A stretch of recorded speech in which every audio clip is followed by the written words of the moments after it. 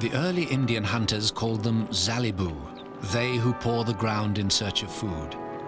Inuit and Indians who still depend on them today know them as tutu or vitsai. We call them caribou, barren ground caribou. Barren indeed is the cold northern land in which they live out their hazardous lives.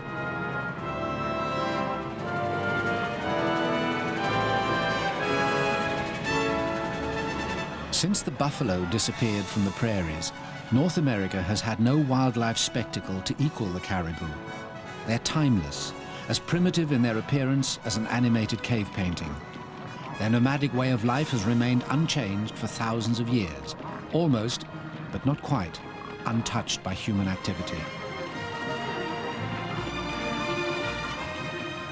Each year, the caribou make a heroic migration of well over 2,000 miles through some of the hardest conditions on Earth.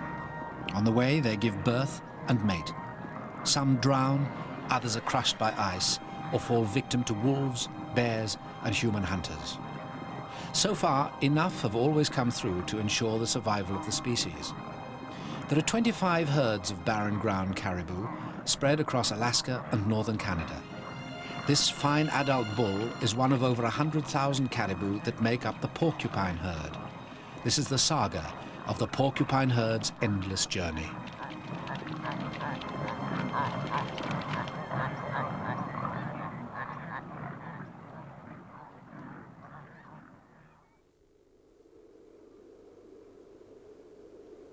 The Ogilvy Mountains lie in the Yukon Territory of Canada. The herd, which takes its name from the nearby Porcupine River, has spent the winter here. In late April, it begins to move northwards. The caribou don't start their long journey as a large single herd, but in small parties which feel the urge to travel at exactly the same time. All over the Ogilvies, these little groups are like tributary streams that will eventually join together to become a huge river of animals. The drama takes place along the border between the Yukon Territory and Alaska.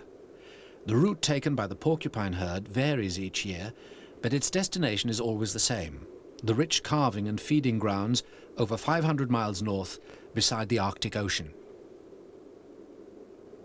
The caribou move with a purposeful gait, their heads down, as if they know that they've a very long way to go. This yearling cow is making her first northward trek. All the travelers have one thing in common, in addition to the compulsion to keep moving. They're all cows. Their antlers make them look like males, but caribou are the only species of deer in which both sexes grow horns. The bulls will follow a fortnight later. Sandhill cranes are also moving north to breed.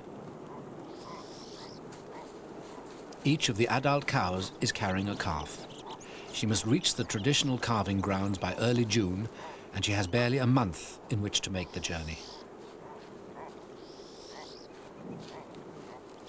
When they're startled, caribou often leap in the air. They do it all along the trail.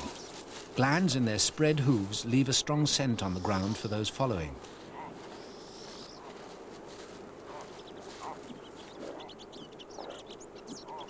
This yearling needs no such signposts. She'll stick close to her mother until the new calf is born. Calving is one of the forces that drives the herd north. The other is the need to find the richest possible food to prepare them to withstand yet another winter. To fuel them on their journey, the cows seek out the first green shoots. The snow geese have the same final destination as the caribou, but for them the journey is far quicker and easier. The barren ground caribou feel as much at home in the mountains as on the tundra. Climbing 4,000 to 5,000 feet means nothing to them. Traveling high up has an advantage. The wind has often swept the snow off the high ridges or else packed it down so that walking is easier.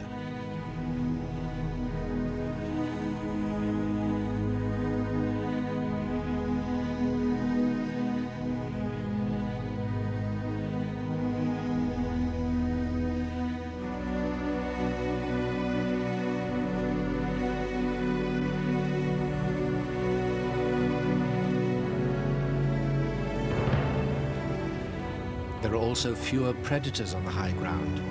The flat open spaces of the valleys are where the wolf packs attack.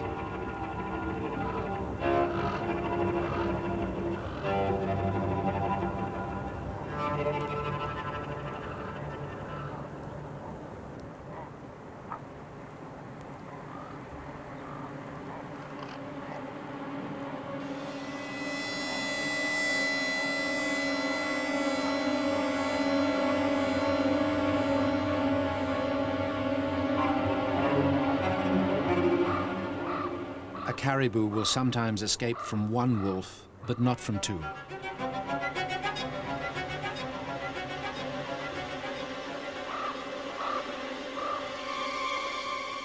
Each wolf can kill 18 caribou a year. In the past, the predation didn't harm the herds. Wolves helped to cull the old, the weak, and the sick.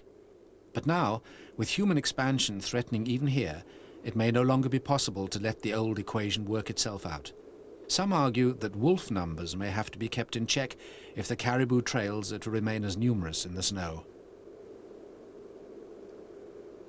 The hammer blows of spring are beginning to smash the river ice into blocks. When the thaw is just beginning, these small rivers are still fairly easy to cross.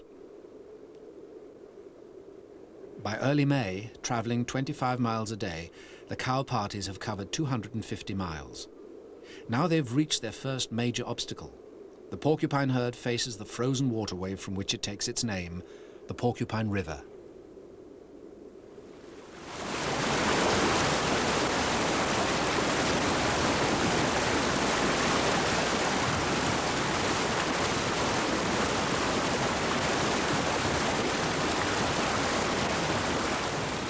When the ice breaks on these Arctic rivers, it can all happen in an hour. 1 minute the porcupine is a solid sheet of ice, half a mile wide. The next it's a juddering, jostling jam of ice blocks, some the size of a saloon car.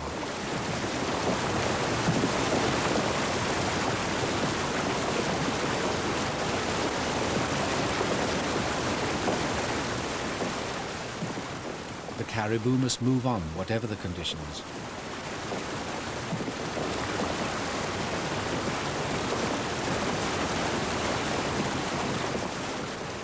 They're magnificent swimmers. The hollow hairs of their coats not only protect them against temperatures that would kill a human within minutes, but also help to keep them afloat. Their large splayed hooves, so effective as snowshoes, now act as paddles. But nothing can protect them against the ice.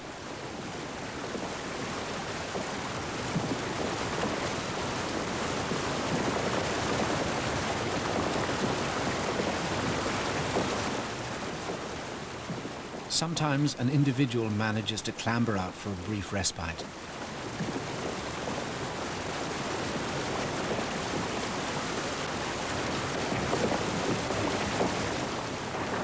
These hornless yearlings are experiencing the ice crossing for the first time. Many will be crushed or die of exhaustion.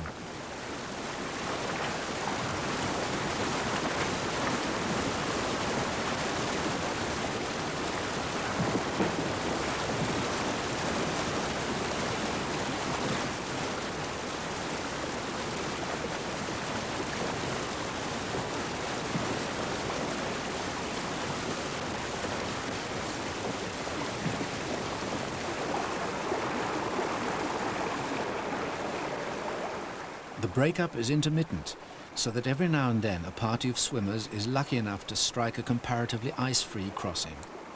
But not this swimmer.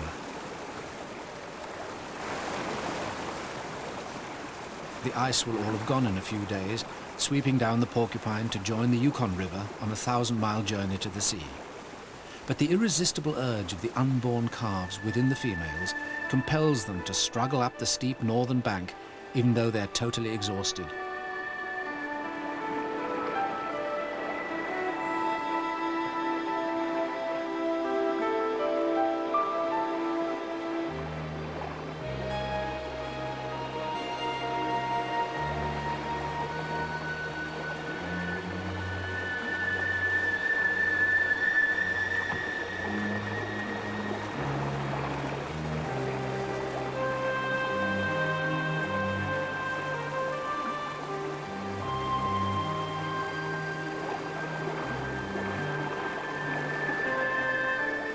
For a few, either their strength or their sense of purpose runs out.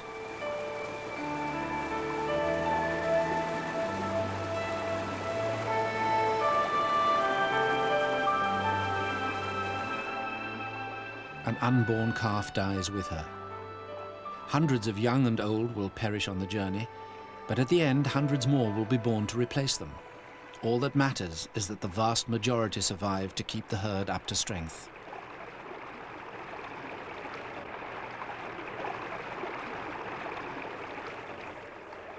North of the Porcupine River, the trees thin out and become smaller. This is the last of the northern forest, the taiga, a Russian word that means little sticks.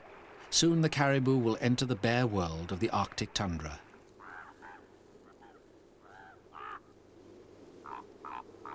Though their route varies in detail each year, caribou have an infallible sense of direction. They can find their way unerringly across vast white spaces where a man without a compass would walk in circles. Caribou are close relatives of the European reindeer, but reindeer can be domesticated and make much less heroic migrations. Even a caribou's snowshoe hooves can't cope with the deep, soft snow of spring. The thaw will come quickly now, and with it other signs of spring on the tundra, like a Lapland longspur.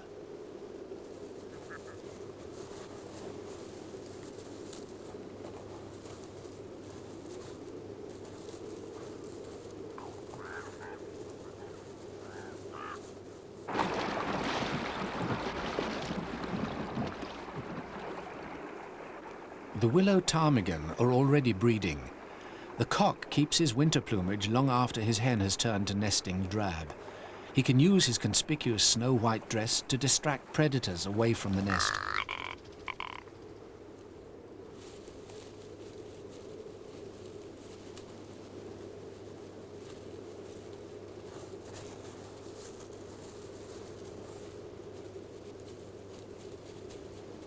Even on the hilltops, the snow is clearing fast.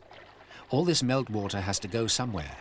The speed of the Arctic thaw, which can take place within days, presents the next threat to the porcupine herd.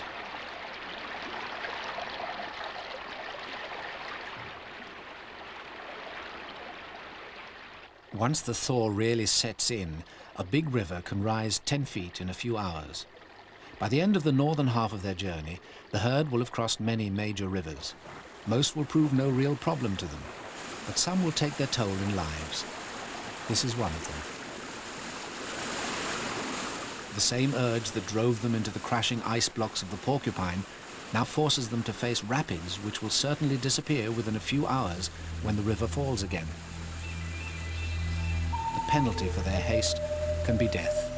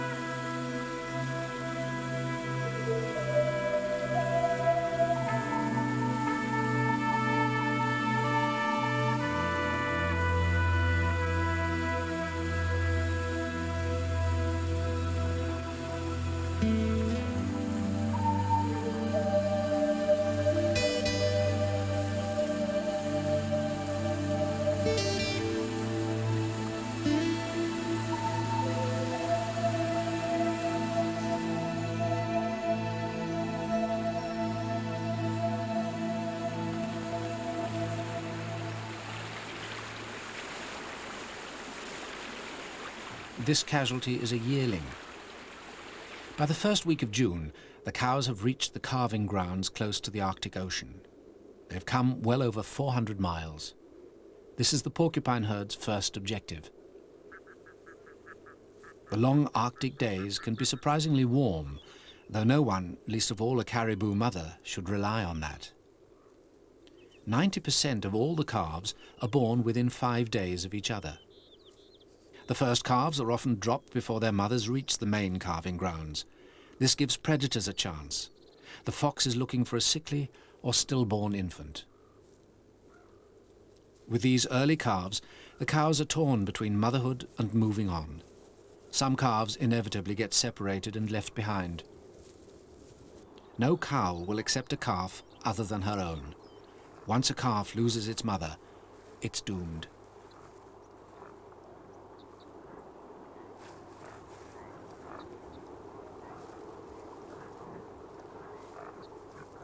The youngster on the left has temporarily lost its own mother and is soon sent packing.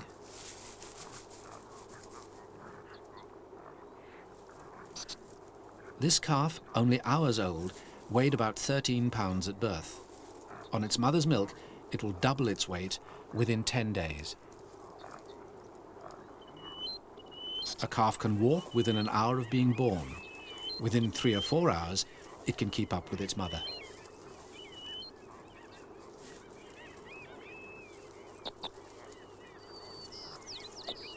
Though the calf will start grazing on its second day of life, its mother will continue to suckle it for a long time, even during the return journey to the wintering grounds in the autumn.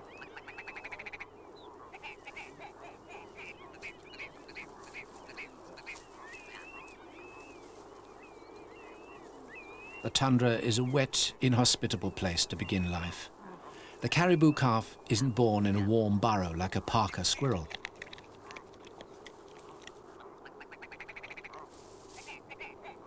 As many as 40% of the calves born each spring will not survive to be yearlings. In exceptionally bad years, the death rate can rise to 90%. The location of the main calving grounds varies from season to season. Some years it's in the Yukon in Canada, but the next year it may be over the US border in Alaska. No one can tell why the caribou choose these particular spots to drop their calves. Often they seem to pick bleak, exposed hillsides instead of the nearby valleys where the food plants are apparently more enticing. But then caribou are mysterious animals, as unpredictable as the Northland in which they live. Caribou, it's been said, are the wild spirit of the Northland.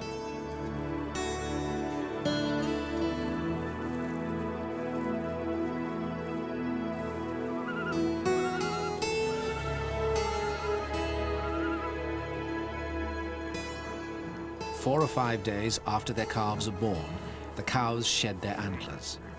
This mother, watching her growing youngster flex his muscles, has already lost hers.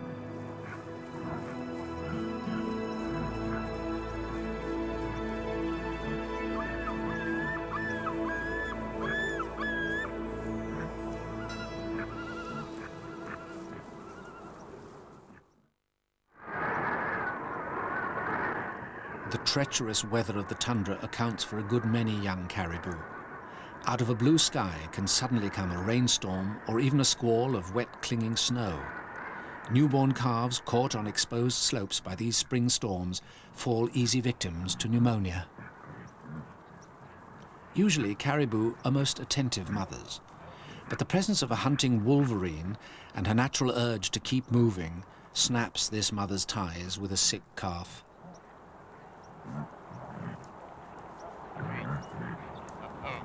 The cow is apprehensive, and with good reason. The wolverine, or glutton, the largest of the weasel family, has a reputation for being completely fearless. Perhaps the maternal bond is already weakened because she senses that the sick calf is unlikely to survive. As she trots away up the slope, the wolverine is ready to move in.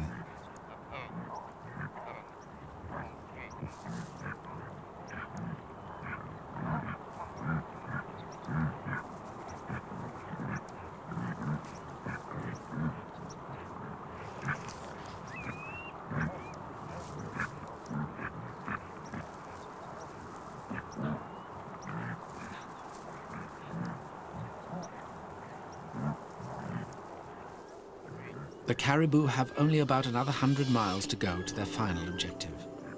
There are no major obstacles to be crossed now, just areas of soft snow, some of which will lie around here all summer. All those tributary herds of caribou are about to flow together into one great river of animals.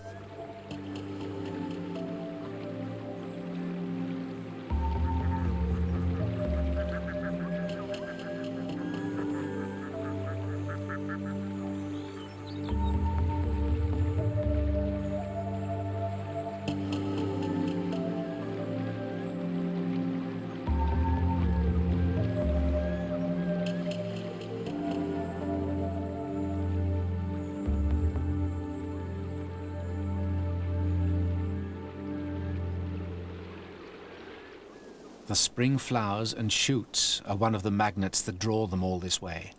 The most nutritious food of all awaits the herds here towards the end of the northward journey.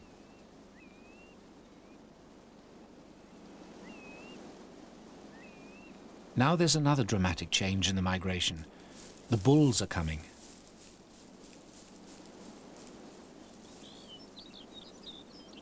The bulls, who started out a fortnight after the cows, come swinging in from the east across the Canadian border to join them.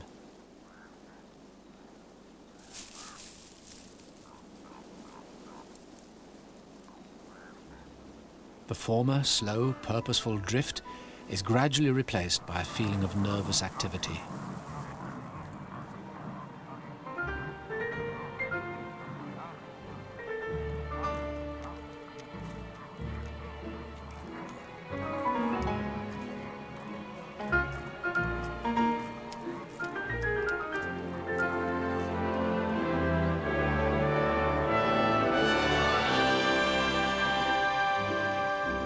Calves still stop to practice digging for food and to play on patches of snow, but they're not allowed to linger for very long.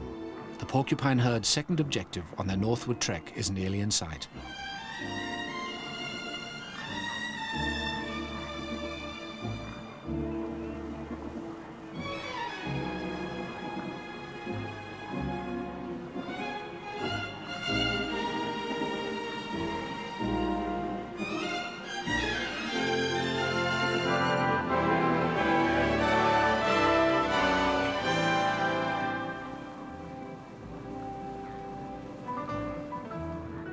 The mountains lie behind them now, as over 100,000 members of the herd, young and old, bulls and cows, together for the first time, turn westward along the coastline towards the Arctic Ocean. Although they're never going to stand still long enough to relax at their journey's end, at least they've arrived.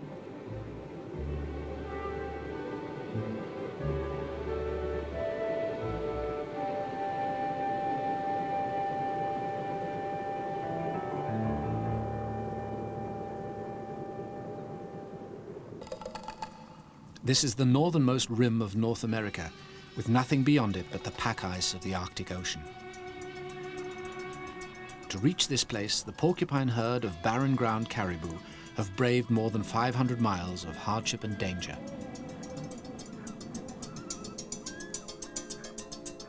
The calves are growing fast on the rich food the coastal tundra provides. The adults will recover from the privations of the journey, acquire glossy coats and put on weight. But there are snags to this summer resort. All that standing water produces mosquitoes in numbers and of a voracity found nowhere else on Earth.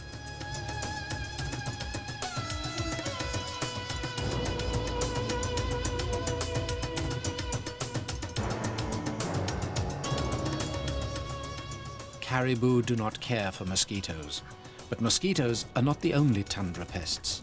There are warble flies which sting the body, and bot flies that crawl up the nose. The animals often crowd together on snow patches because they're less likely to be plagued by insects there. But the flies and mosquitoes still find their targets, and often it only takes one badly stung animal to panic and start a stampede.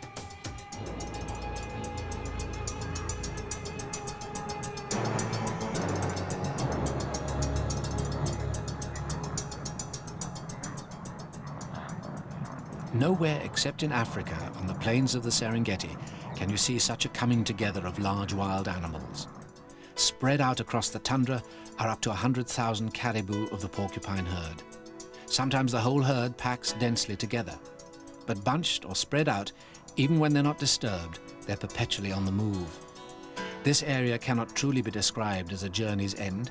Caribou keep moving, using every second of the 24-hour Arctic daylight.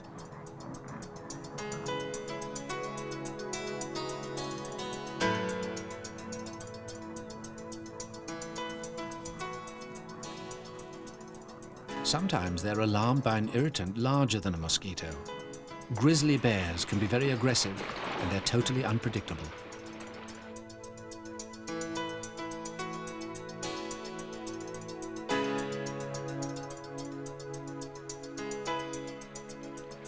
This grizzly is only prospecting for anything edible he can find along the edge of a stream, but his presence is enough to make caribou with calves feel uneasy.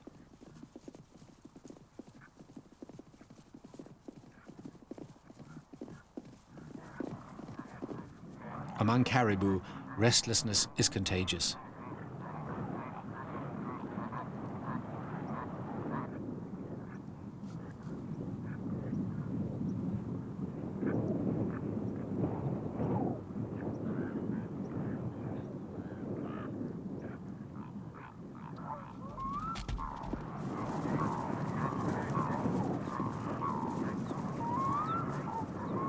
When the grizzly walks right past the herd, it's too much. A combination of bear and biting flies triggers off another panic.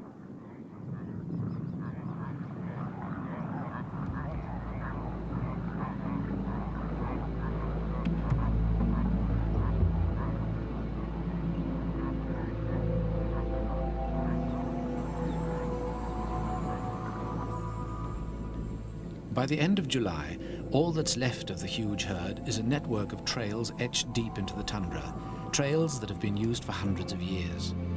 Scars never heal on the fragile face of the Arctic. The herd has moved eastwards down the coast and will soon turn south with winter on its heels.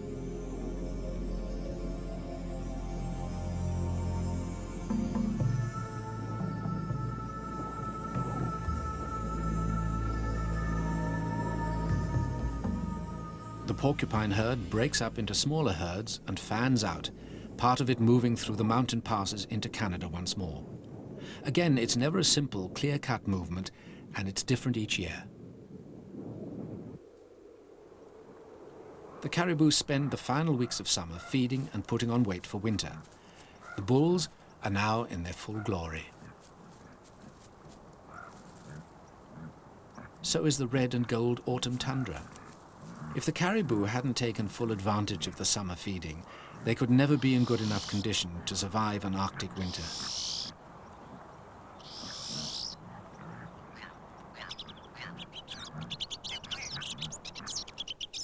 The willow ptarmigan are changing back to plumage that will soon match the snows, feeding while they can on leaves and berries. Autumn in these parts is like a last chance filling station before a long stretch of desert road. Fail to take advantage of its offerings and you might die.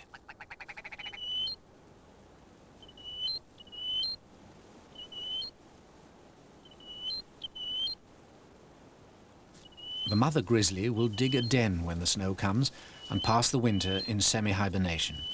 Her cubs will need a thick layer of fat if they're to emerge fit and vigorous in the spring. The bull moose will remain active throughout the long winter, feeding on scrub willow and birch above the snow. Food will never be as plentiful or as accessible as it is now. Hanging from his antlers in shreds is the last of the membrane called velvet that protected them as they grew. To clear the velvet from his own rack of antlers, a caribou bull will look for a bush and thrash them against it.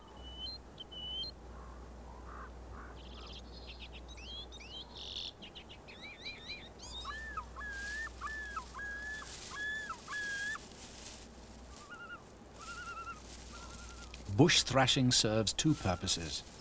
It cleans the remains of the velvet from the new antlers, which the bull grows afresh each year, and it stimulates his body to reach breeding pitch for the rut which lies ahead. Even though they're too immature to breed, the young bulls are the first to go through the motions of the breeding ritual.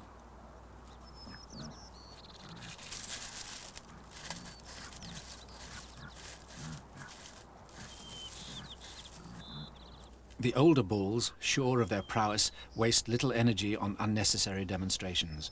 They're saving their strength for the real thing.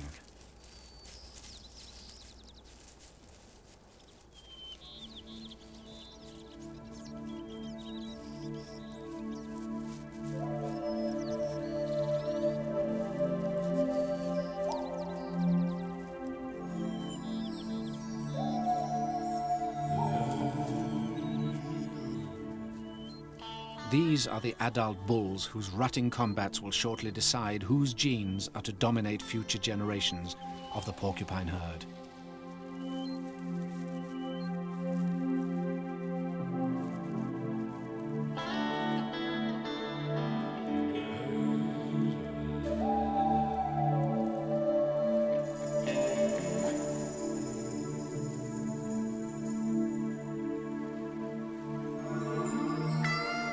The herd reaches one more river on the long road south to the wintering grounds in the Ogilvy Mountains. The rivers now are comparatively friendly, with no swollen spring floods. But with the autumn come other dangers.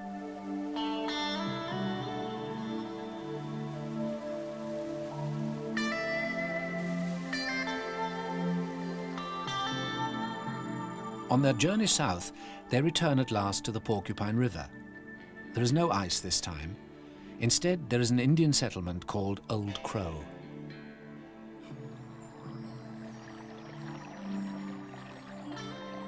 The herd approaches the river crossing, led as usual by an adult cow. Among deer such as caribou, mature females are usually the most cautious. The porcupine herd has crossed the river near this place for as long as Indian tribal memory can recall.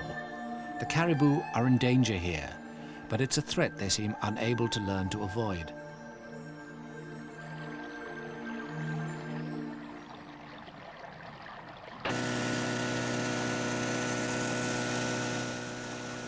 An outboard motor is not a traditional Indian sound. Yet Dick Newcon is a traditional Indian hunter. His people, along with the Inuit of other Arctic regions, have hunted caribou ever since their ancestors first crossed the vanished land bridge from Asia. Caribou are to them what the buffalo was to the Plains Indian, a provider of meat, clothing, and in the old days, homes and weapons. Elsewhere, the deer have often failed the hunters by changing their migration routes so that Inuit and Indian villages have gone hungry. Here, they can be relied on.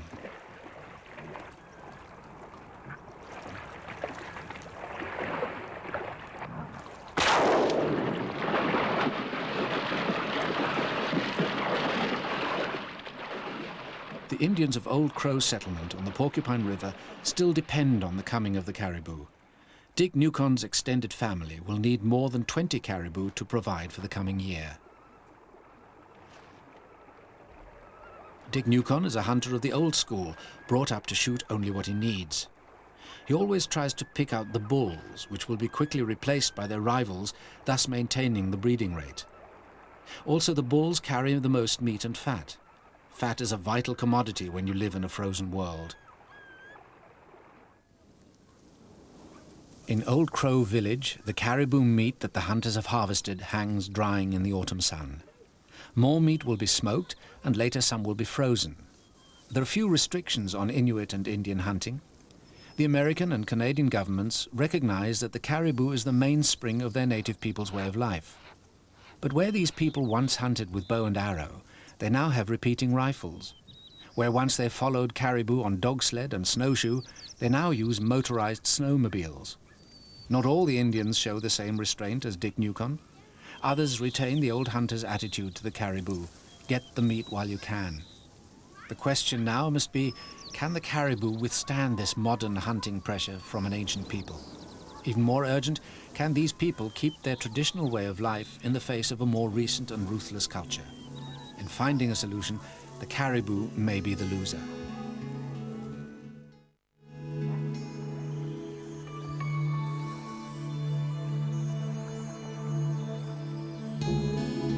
Within sight of Old Crow village, another segment of the still vast porcupine herd crosses the Porcupine River.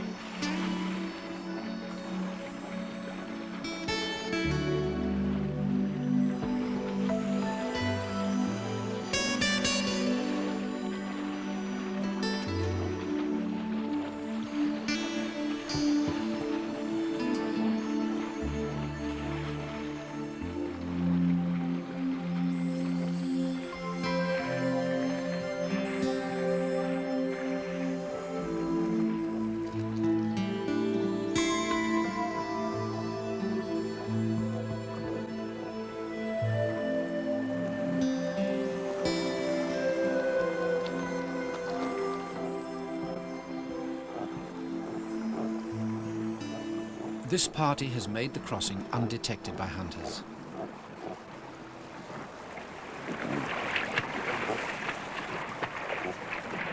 fine young bull still has unshed velvet hanging from his antlers in tatters. Ahead of him now lie the rigours and stresses of the rut. He's in the full vigour of youth, but not all the members of the herd are so fortunate. In every group that crosses, there are the weaklings and the casualties. Wolves, wolverines, sickness and natural obstacles weed them out one by one.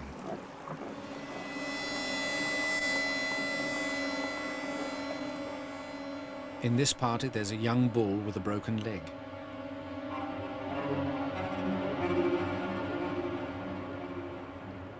Another casualty is an adult bull who has already been mauled by wolves.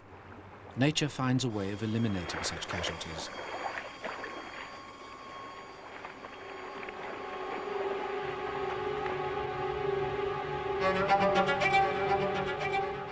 The sow has cubs, and she sees the wounded bull as easy meat.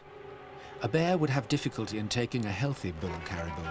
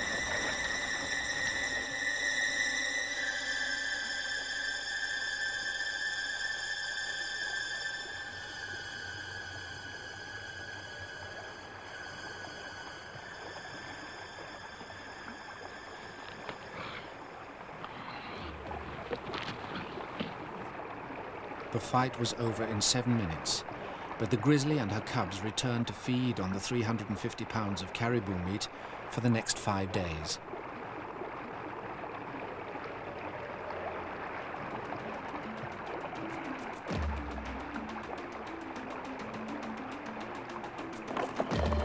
Untroubled by the disasters which have overtaken their companions, later parties of the porcupine herd continue to make the river crossing and press on southward.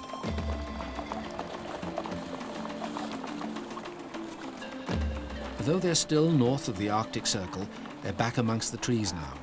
The tundra is left far behind. Ahead lie their wintering grounds in the Ogilvy Mountains. So far, their long trek has been dominated by the needs of the cows. Now, very soon, the time of the bulls is coming.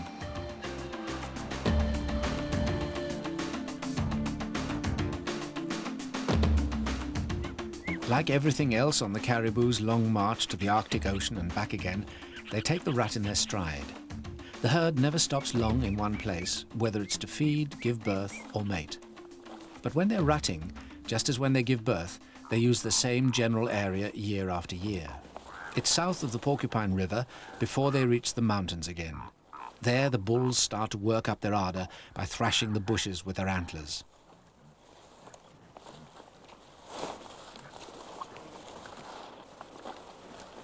They don't control whole harems of females like European red deer. Instead, they chase around seeking out any cow that's in season. Rival bulls passing each other display their antlers as a threat.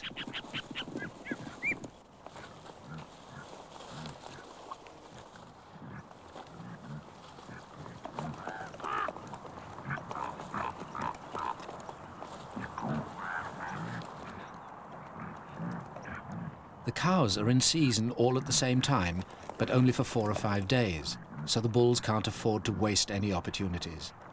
Incidentally, this explains why all the calves are born 8 months later within 4 or 5 days of each other. The tension among the bulls steadily increases. Mature bulls repeatedly turn their heads to show off their white manes to the cows.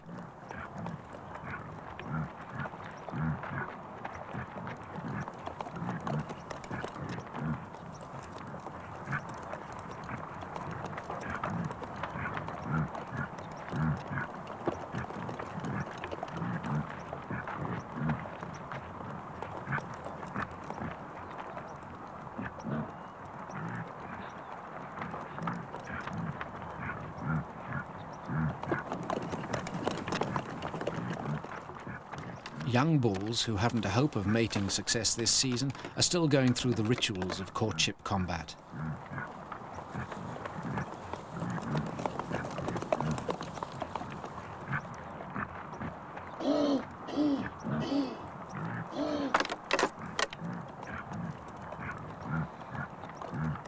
Tension builds up to such an extent that it takes very little to alarm the entire herd.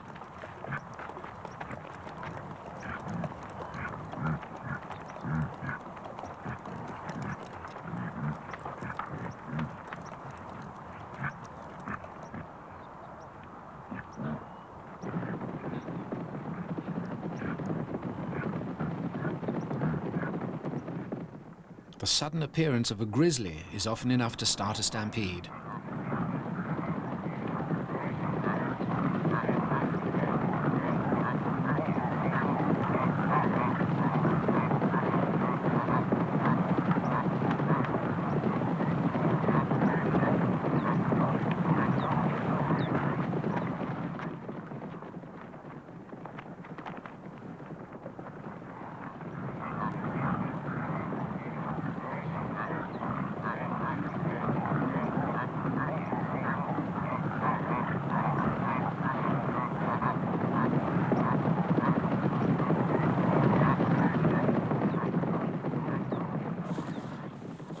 The grizzly, engrossed in the urgent business of building up fat for the winter, may not even be responsible for the panic.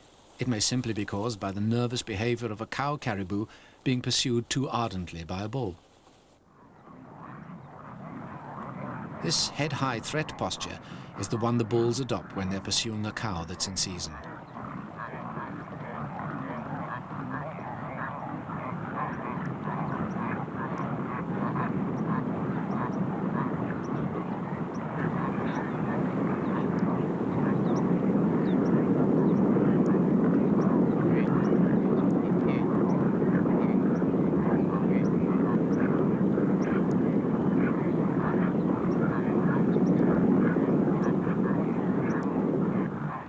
A bull will often abandon courtship momentarily to chase off a passing rival. Fights between mature breeding bulls are not just ritual affairs. Caribou battles are in deadly earnest.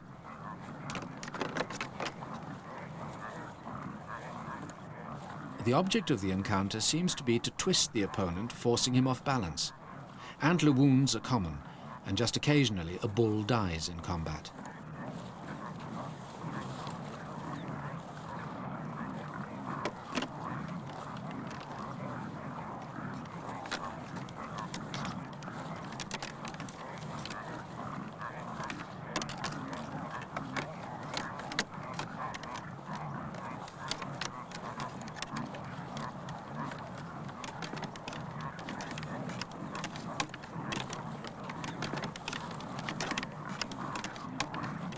Strangely enough, the loser doesn't seem to be driven away from the herd. Quite often a third bull takes advantage of the contestant's preoccupation.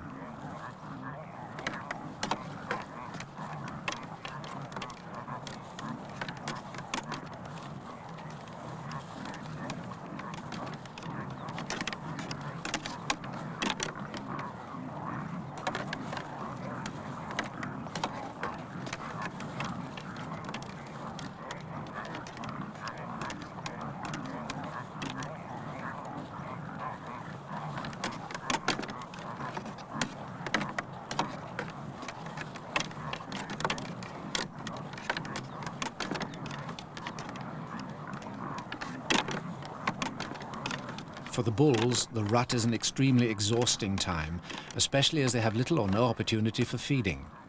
A loser might move off to the fringe of the group, but he's likely to start chasing a female or fighting another bull almost immediately.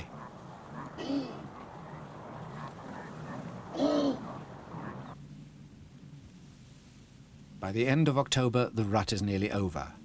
Winter has traveled southward faster than the caribou, and now it's overtaking them. The grizzlies dig for roots. Soon they'll be excavating dens in which to escape the worst of the coming cold.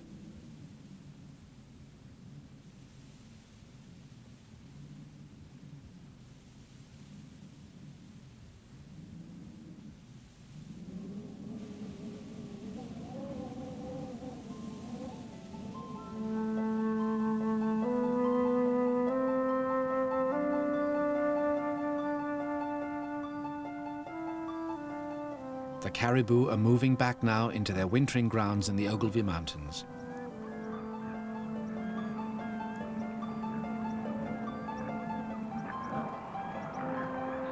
The last rivers they cross are already close to freezing. Even extreme cold doesn't trouble the caribou. Their autumn coats of long, hollow guard hairs and dense underfur protect them completely.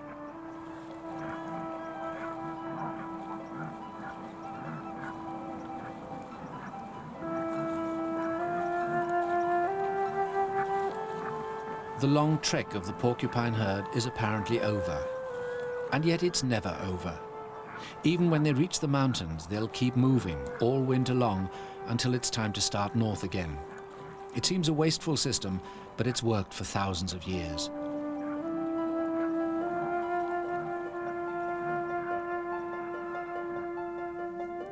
Winter fills the passes.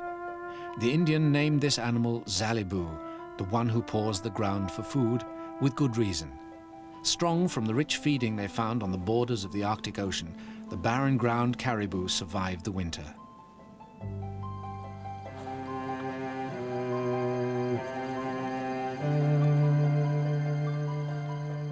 The force that drives the herd on its annual journey of about 2,000 miles is the need to find the best possible feeding all the year round.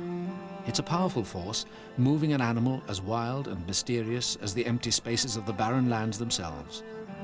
Empty spaces are what the remaining herds of caribou need to survive. Yet even here in Alaska and Arctic Canada, such spaces are threatened, if not doomed. Already the Alaska oil pipeline crosses the tundra, and networks of roads are planned. A highway and a gas pipeline through the winter range of the porcupine herd is likely in the near future. The caribou is too wild to adapt to such human intrusions.